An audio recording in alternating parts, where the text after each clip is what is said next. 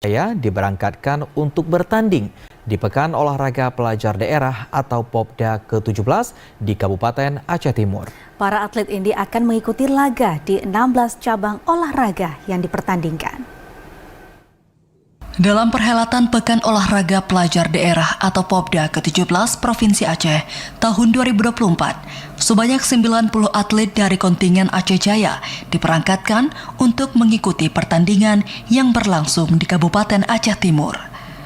Kegiatan Popda tersebut akan dilangsungkan sejak tanggal 6 sampai 13 Juli 2024.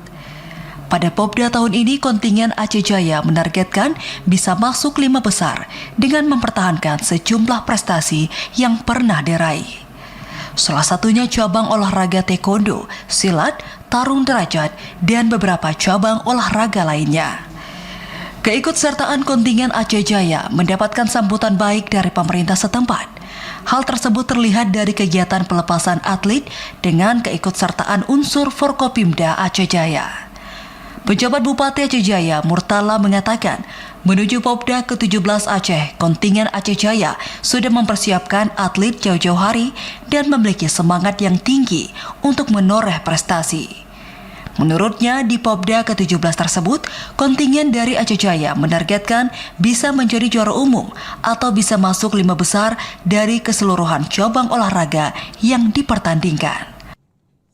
Kami, pemerintah daerah, tentunya berharap agar semuanya diberikan kesehatan, semuanya tetap memiliki semangat juang yang tinggi, sehingga akan memperoleh hasil yang maksimal untuk Kabupaten Aceh Jaya. Pada Popda ke-17 di Aceh Timur, Murtala berharap para atlet yang ikut serta bisa menjaga kesehatannya dan membawa prestasi gemilang yang bisa mengharumkan nama Aceh Jaya. Dari Aceh Jaya, Musliadi, TVRI Aceh melaporkan.